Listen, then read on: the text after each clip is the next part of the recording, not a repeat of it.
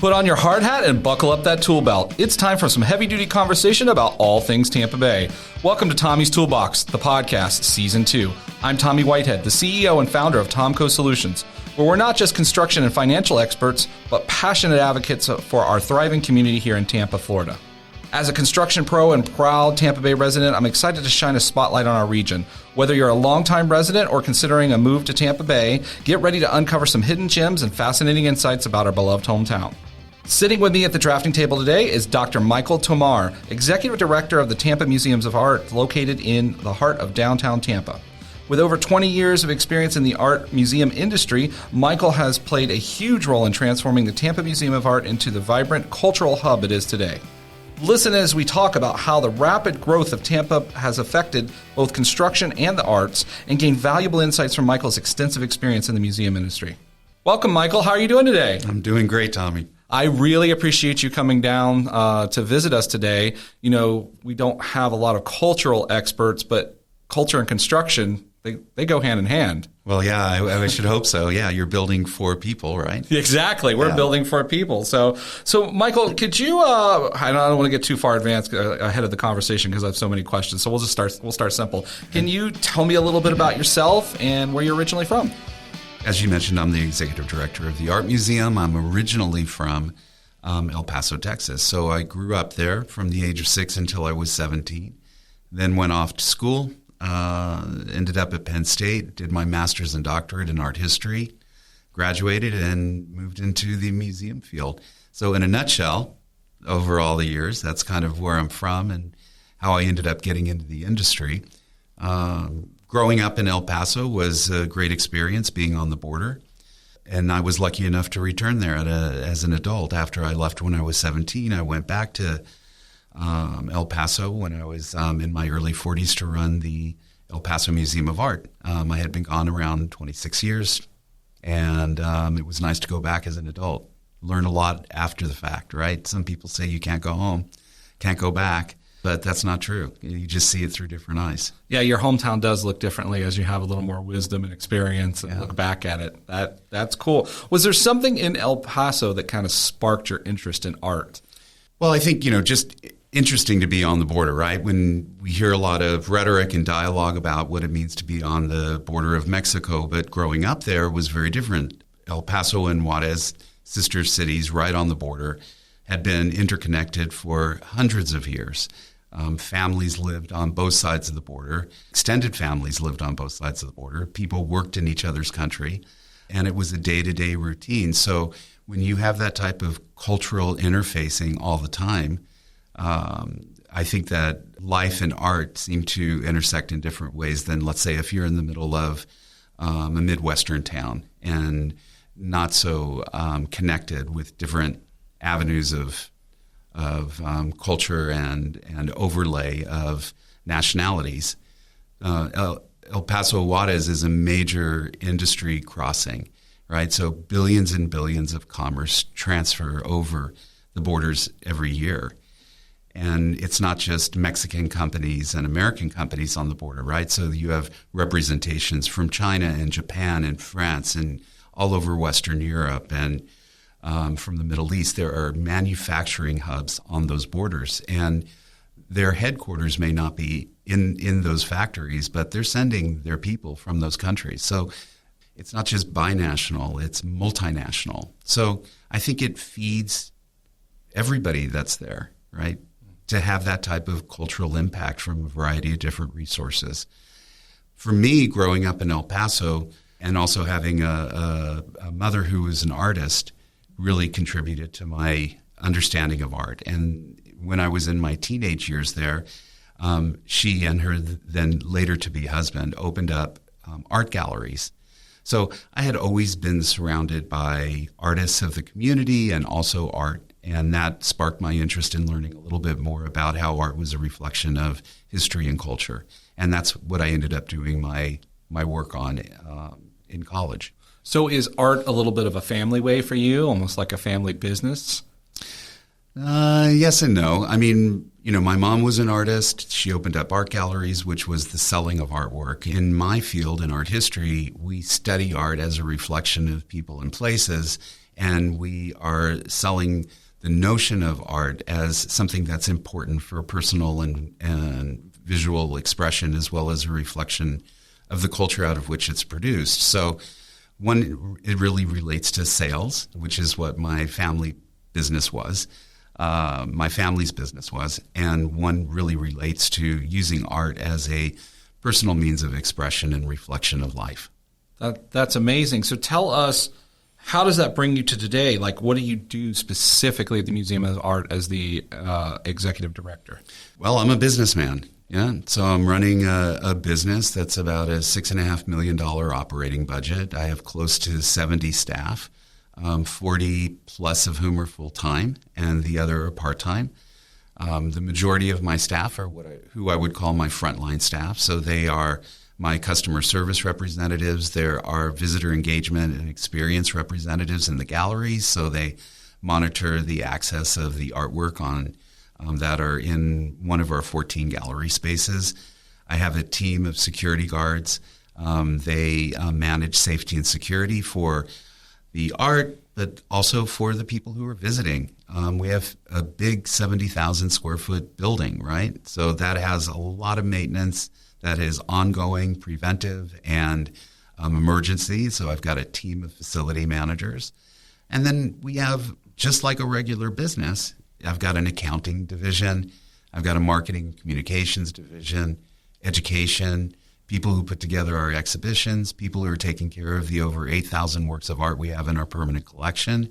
It's a business operation, and my role there is to oversee those that oversee each of those individual divisions.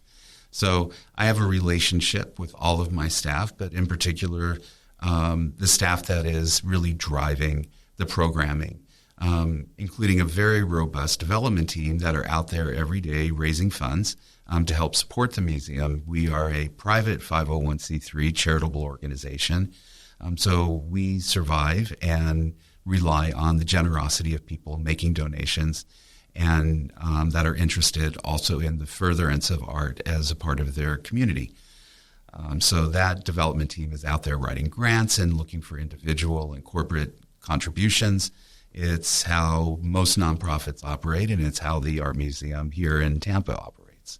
Incredible. And a lot of people don't think of a museum as being a business, but it really is. You have revenues either through donations or sales to support your ongoing operations, or else that's it. It's done. That's right. And the majority of the funds that we expend in order to operate, I would say 95% of them are within our own community. So of the funds that we're receiving, the majority are coming from people who live in the Tri-County area of North Tampa Bay. And we're expending back in the same location. So we're an economic driver also of the community. We are a business, part of the business community, but we're also part of what others might consider to be the art community. So it's a crossover and an integration at the same time. That's incredible, and I don't think a lot of people think of a nonprofit, especially when the size of what you said, $6 million budget. That takes a lot of work. It's a lot of work. Yeah. So what is a typical day for you, if there is a typical day? At work? At work. So I try and recall where I left off the night before. I bring that information with me to work in my notebook, and I open it up, and immediately I am doing things other than that that I didn't anticipate. So it really is like every other business. Like every other business, right? A phone call could completely hijack your entire day. But for the most part, my day is anticipating what is going to happen at the museum in the next 6 to 12 to 24 months. And my team is operating under very similar assumptions. And then we also have our day-to-day activities that sometimes railroad those conversations and the longer-term strategic planning that you have to do in order to think about what's the program coming up in 2025 that's going to be the one that we have to put our most financial attention to and our programming attention to. And bear in mind, we have 14 shows on view at any given moment. So there's a lot of moving parts to that. My education division is seeing close to 25,000 students this year. So on Tuesday through Thursday, beginning in January, and not so much at the moment in May, we were seeing between 100 and 300 students a day from 3rd through the 8th grade. Wow. And that is a lot of work. 40 subcontracted facilitators to give tours and provide opportunities for art making in our education center. A lot of moving parts. That does sound a lot. I've never had an idea of how many kids actually visit that, and that in just a period of a month. Yeah. Not as in terms of the year, which that number 10 times, but wow. Yeah. That's incredible. So, Michael, earlier in the conversation, you said that you had moved quite a few places and gotten your education. So you've been around the country a little bit. What made you land here in Tampa? What makes Tampa home? Well, Florida was never on my radar as a location to move. I had visited a couple of times throughout my 20s and 30s. I had to do some research at the Ringling Museum during my doctorate work, but I really was not overly familiar with Florida.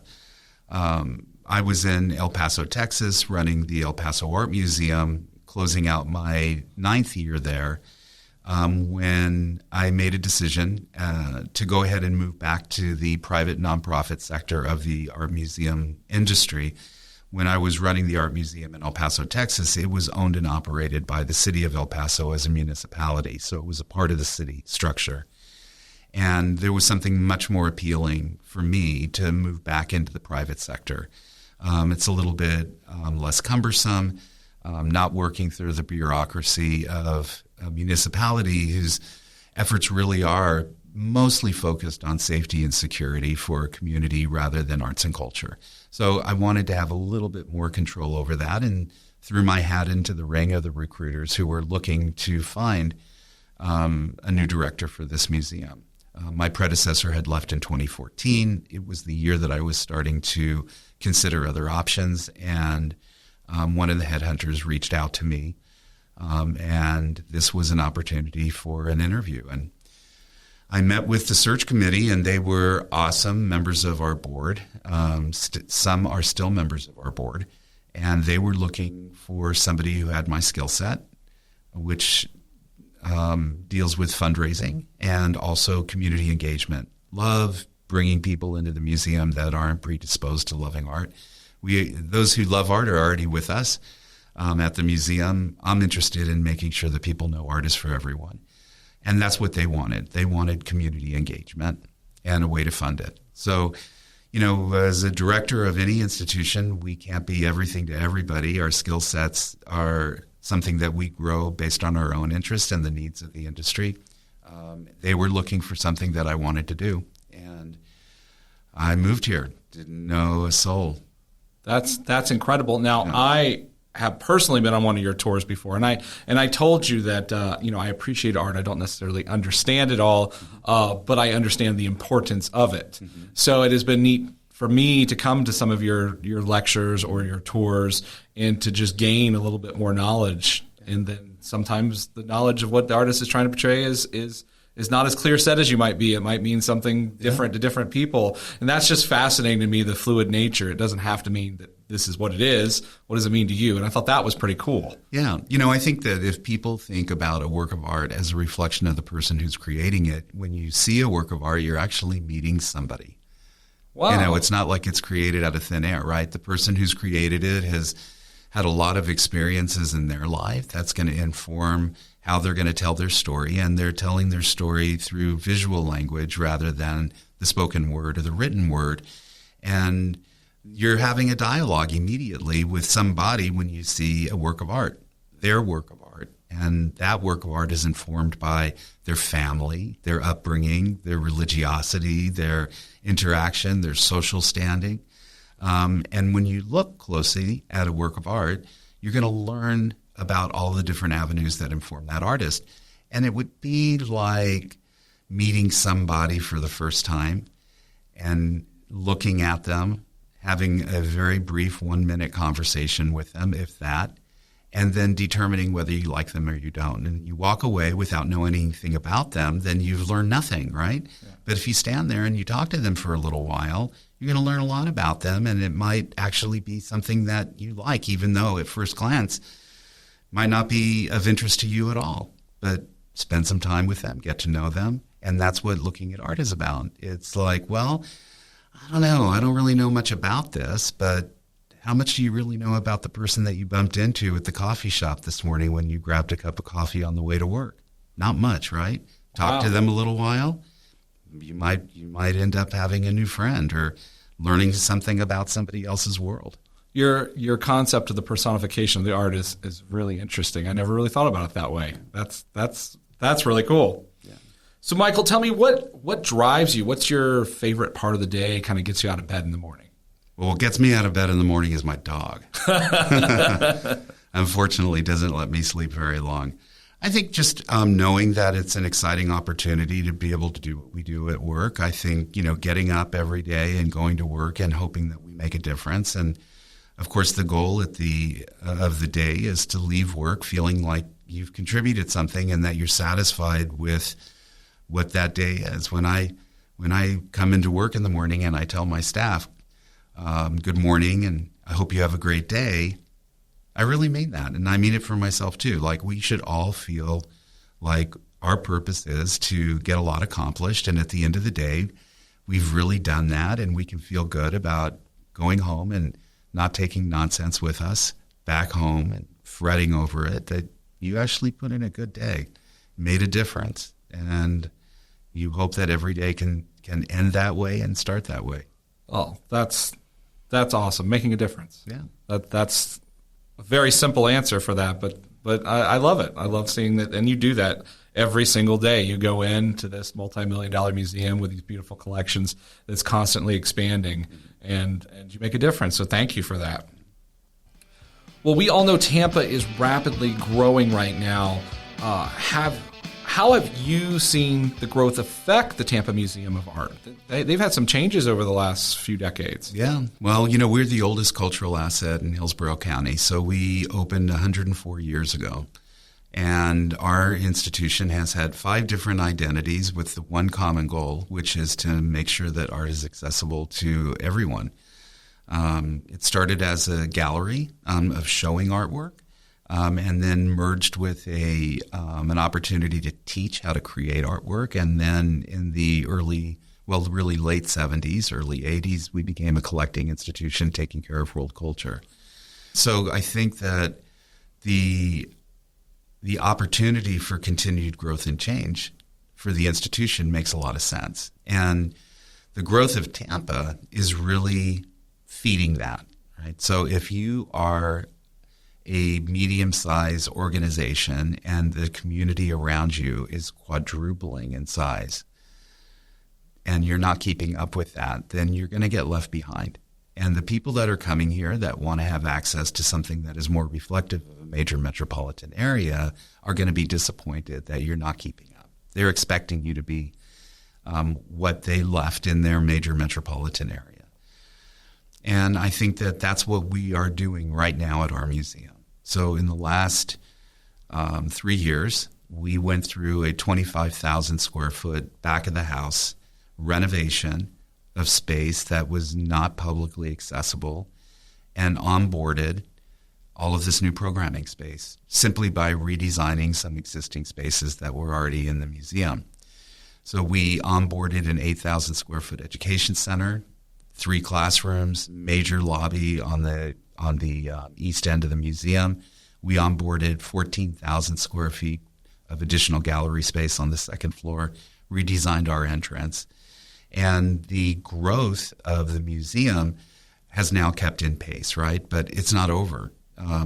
As I believe Tampa is seeing close to 40,000 new arrivals every year, we have to be mindful that carryover to our institution is going to require us to continue to grow. So we are looking at yet another expansion project of an additional 50,000 square feet, giving us about 50,000. Wow. 50,000. So that would give us approximately 120,000 gross square feet of institution to be able to provide programming to this really fast-growing community. When I got here, they had put in the last piece of concrete at the Riverwalk.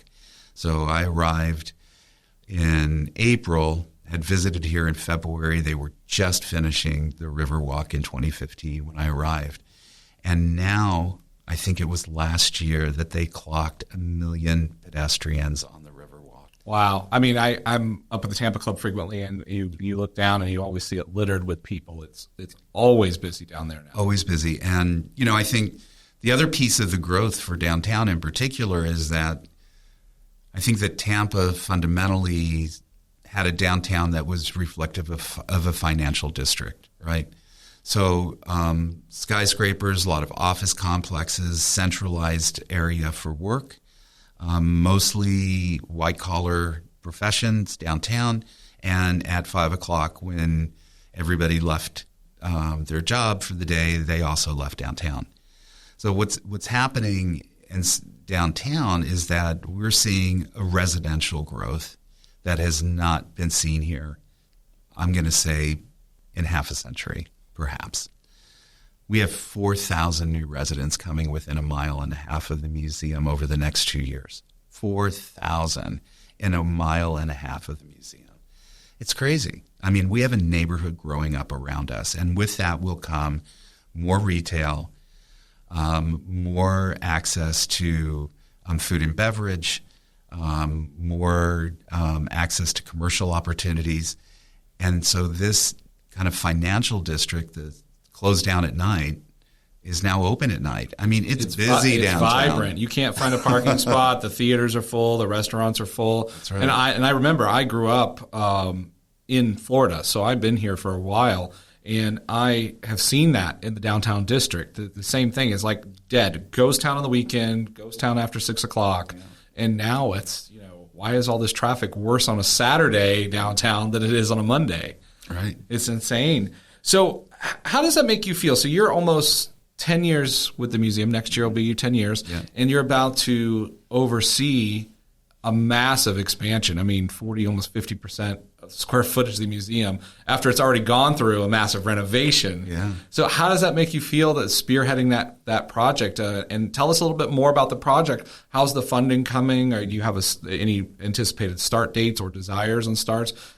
Tell us a little bit about that. Yeah. Too. Well, this has been a project that has long been in the making, in conversation, not necessarily in materiality. So we had these conversations. What do we need to do to keep up and address growth of the community and the need for us to continue to grow as an institution? And those conversations went back all the way to 2016, 2017. So a project like this, the renovation and the expansion, is not something that we just woke up with a couple years ago and said, let's make it happen. We started raising money towards this project. At the time in 2019, when we had some initial cost estimates from our schematic design work, it was looking like an $80 million project, half of which was going to be shouldered by the Board of Trustees, which was an awesome commitment to a group of volunteers who said, this is what really needs to happen for this community. It wasn't a vanity project. It was, what does this community look like in the future, and how are we going to make this happen? We had a little bit of a hiccup, like the whole world did with the pandemic, and so everything kind of came to a stop within 1.5 years of the starting of the fundraising component. But in that time, we decided to go ahead and start the renovation. We had already completed the design documents. We went ahead and pushed forward with the construction documents just on the renovation piece. And we broke ground on the renovation, so to speak, in May of 2021. And that project was just completed last year. So it was a 2-year project. Probably could have gone a lot faster if we decided to close the museum and move all the artwork offsite so they could have free reign of the building. But we really maintained a commitment to continue providing services 7 days a week. That must have been a challenge, too, not only keeping the museum open, but as a construction company owner myself, I was still severely feeling shortages in 21. Yes. Supply chain was still very, very messed up. It's just started to balance out now. Yeah. So during the bulk of your project, it's not just do you have labor, but do you even have the material? No, I mean, it's remarkable that the renovation project really went off with not too much of a hitch. And I'll just plug our owner's rep, Ellison Advisors. Sam Ellison is like one of the great leaders of our community in construction management. And he kept that project going, and he kept the entire project in budget. When we started the project, the renovation was going to cost about $15 million, and it came in at about $15 million. Now, the big change, of course, has come with the trade costs increases right out of the pandemic. The whole project for the expansion is now looking at 47% more than was originally projected. Fundraising is going well. We're in the mid 90 million right now. We've got about another 10 to 15 million to go. We hope that the community sees that their investment in this project is going to be a remarkable addition to the landscape of their city. So we're still raising money in the community. Then we hope to start doing some shovel-in work this summer on some projects that need to be done in order to get ready for the big start. So once we're shovel-in with the big start, which means completely doing site redevelopment around the museum to prepare for this 4-story expansion, heading west from our building towards the river on a horizontal arm. We have to be able to get started with some of that now. Once it starts, it's 24 months. Okay. So it's a 2-year project. Yes, but I think that, during the pandemic and going through a renovation, I have to tell you that for almost a year of it, nobody was without a mask. Mm-hmm. We had at least 25 workers on every floor back of the house. It was a challenge for them. It was a challenge for us. A lot of moving parts on human resources from construction teams and subcontractors. Not so much from my team. My team kind of held it together and we made it work. But yes, on a construction end, lots of challenges and keeping those deadlines really front and center.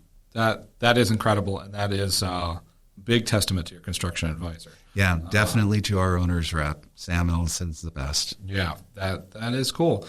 So with all these renovations, you were talking briefly about some of the educational program you have had and that you're seeing even more students. Yeah.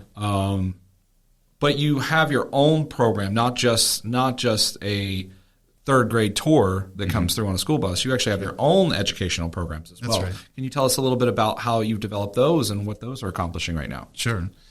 So we have standard studio art program classes. So we're teaching students of all ages, preschool all the way to senior level, how to create art from a beginning level. Had never drew a line in my life to creating 3-dimensional ceramics. Those classes now are held year-round on campus as a result of the renovation, but we're also partnering with 6 or 7 different institutions across the county as well to try and reach those, and we know that this is a big issue in our community, those that are really challenged by mass transit issues. Even if they had the affordability to have a car, would they take their additional time that might be available to them and drive downtown? So bringing art to them has become a real focus, is making sure that accessibility to this is, front and center. So even with the expansion, we still plan on having community engagement partnerships across the county. So creating works of art, how to create those. But we also use art as a means for better mental health and physical health. So we have about 40 community partners that are convening for other reasons than creation of art and looking for opportunities to convene elsewhere or to have public programming.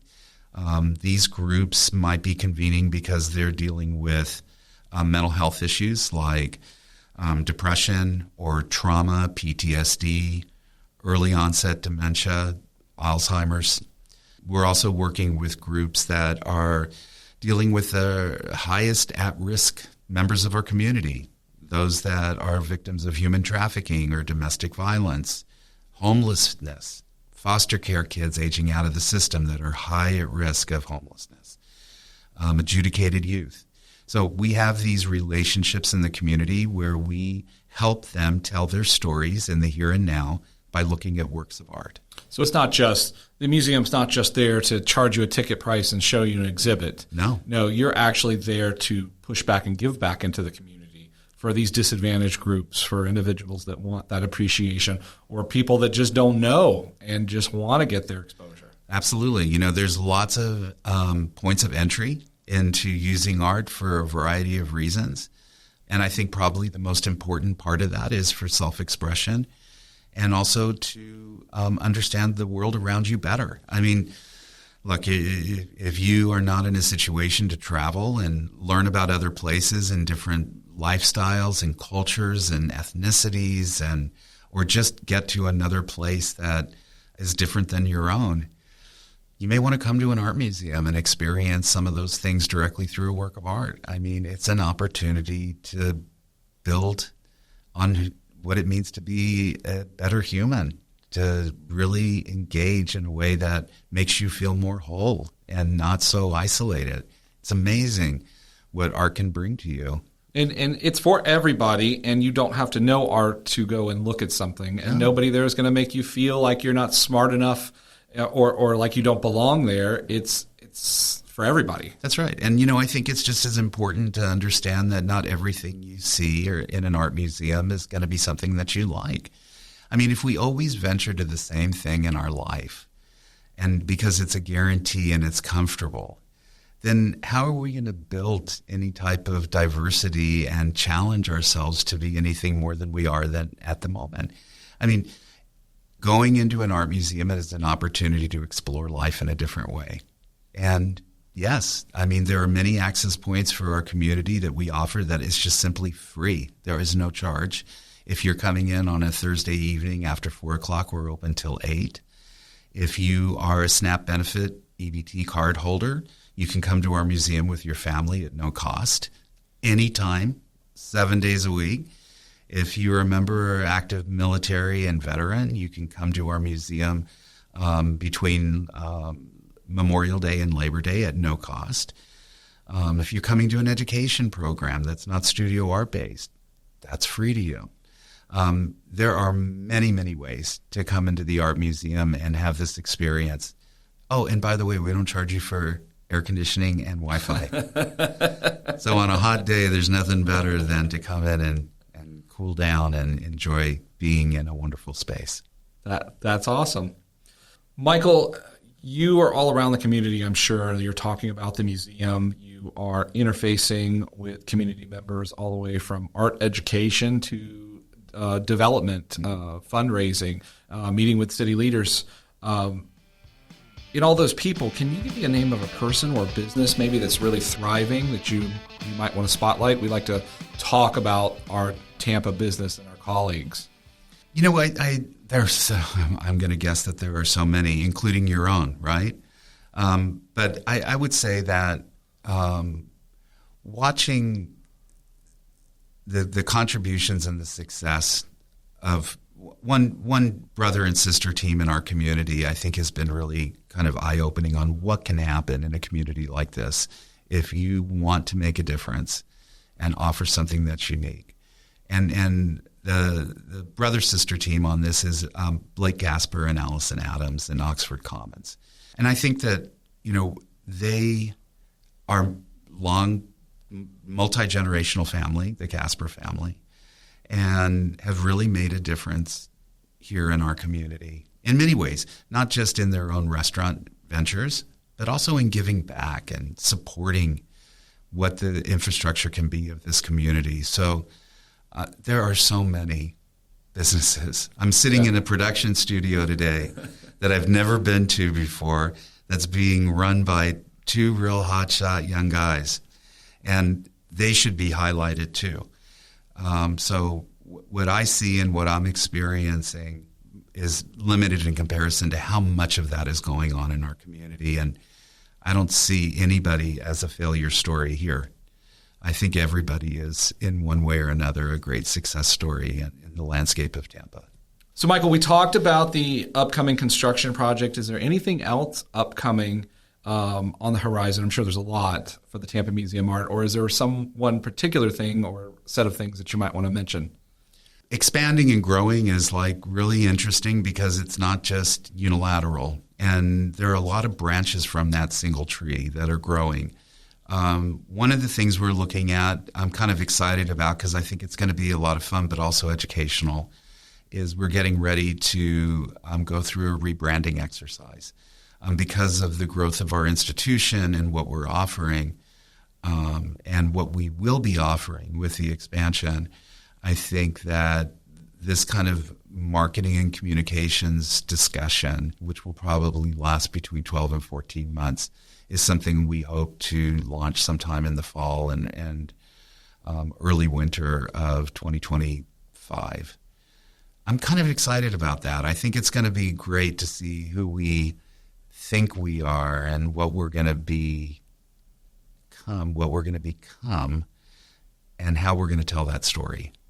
Because, we've had, 5 different identities in our 104-year history. And I think in some people's eyes we're one thing and in other people's eyes we're another. And I think that it's time for us to really come clean and tell the community who we really are. And I'm excited about that.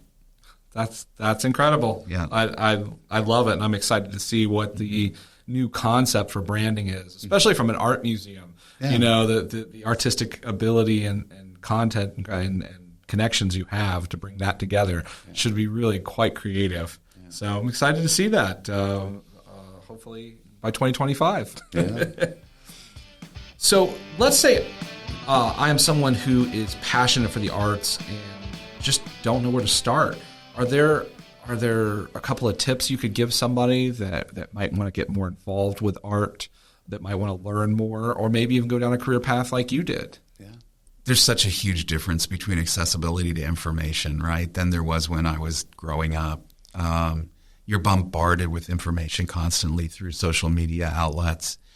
And I think that, something that is less intimidating perhaps is to just go online and take a look at what's happening through the websites of different art museums and see if something is attractive to you that you may want to go learn about, or something is just scaring the heck out of you, and that's a good reason to try and break down a barrier.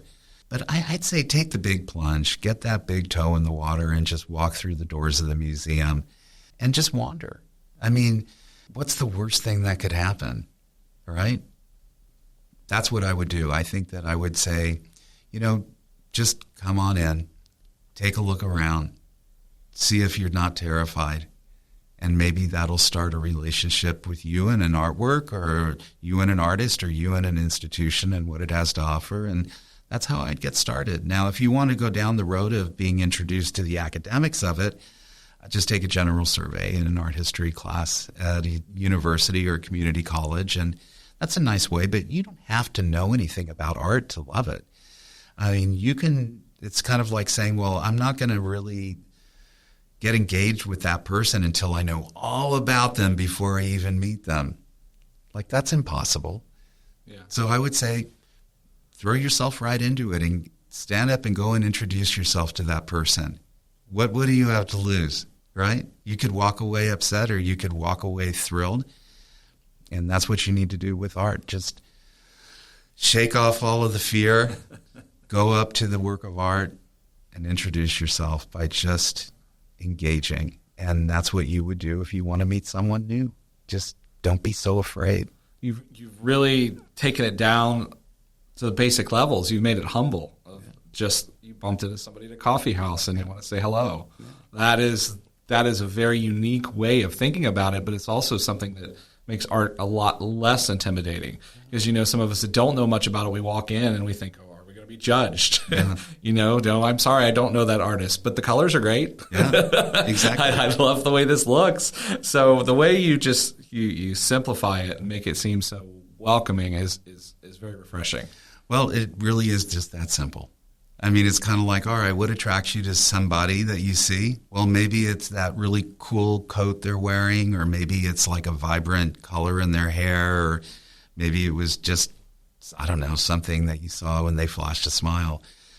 That might just be enough for you to go and introduce yourself. And I think it's the same way with art. It just is that simple. Michael, could you share a memorable moment or achievement from the time at the Museum of Arts? Maybe something that you're particularly proud of? I'm so proud of my team. They're like amazing. And And there's not a moment that I don't envy their contributions. Is there one particular moment? I think they're all special. That's incredible. Yeah. That you have, and I just see the joy on your face thinking about all of them right now, trying to pick one, and you can't. Okay, fair enough. We'll let you off with that one. Michael, in your role as a business leader, as a director, how has networking affected your ability to grow professionally and personally? Well, I think networking is really important because if you aren't in a situation where you're telling your story and hearing about others, you don't know where the synergies are. You don't know where the interconnectivities might be or where they already are. And so I think meeting people along the way and hearing what's of interest to them or their company and them hearing about what you're doing, you would be shocked at how much overlap there is in what we're all trying to accomplish. And it takes a lot more effort to build consensus and be in partnership with other people and other organizations. But the product is always stronger and better because you're working with someone else and you're learning along the way. And some of the safeguards that you might not have thought needed to be in place are being offered by someone else. Hey, if I've had that experience, maybe we don't want to go that way, or gosh, I've never done that before. That sounds exciting. Let's give that a try. And you can't do that when you're by yourself. Networking is really important. Call it what you want. It could be sitting down with a member of your family. It could be, going across the street to a business. I would say that being alone and isolated in decision-making is a huge recipe for disaster. It's really important to get input, and networking provides you with that. It's not just about building relationships for financial success, which is also a result of that, but it really is about building continuity and building consensus for a better product at the end of the day. And even outside your circle, I'm sure. Always outside my circle. Yeah, well, not always, but almost yeah, always. But networking with just art professionals all the time is only so beneficial. Right. Whereas you need to talk to bankers and construction professionals and accountants and attorneys and marketing agencies and other nonprofits I'm sure you talk to. Yeah. I mean, I think people would be surprised to know that on my board I have 6 lawyers that have all different skill set specializations that I need to tap into. I have financial managers on my board that represent at least 10 to 12 different banks and different ways to invest. And I have members of our community that are stellar in marketing and communications. And you think about art, we are not just clamoring around ourselves. I mean, my business model is strong because of the people who are part of it. It's not because we are just doing something on our own. Just within the art world itself, which is really, really important, right? Because they're our constituents and they're also part of the agency of distribution in visual art are the artists and the organizations that support them. But we're also a business and we are wanting – we have the need for different skill sets that are unique to other professions. And we're there for them, and they are definitely there for us. Sounds like your network is diverse as your artwork is, and that's incredible. That's the way it should be. That's the way it should be. So, Michael, tell us, do you have a crazy story or maybe joke you've heard in the art world or maybe even the construction world? Because you've had a lot of construction going on at your facility for quite a while. Crazy stories. There's always a crazy story coming around the bend. No artwork automatically shredded at auction at your, I don't know whether this is so crazy. I think that probably one of the things that's most interesting about art is its evolution, right? From something that's considered or defined as artwork maybe 50 years ago or even 25 years ago or 250 years ago is different than the way we might consider artwork now. So it's not like a crazy thing. I think it's just always surprising to me that a new art form is emerging to have as much respectability and clarity and visibility as traditionally identified art. Like when you think about art, you're thinking about maybe works on paper or canvas, traditional acrylic or oil, sculpture of stone and bronze.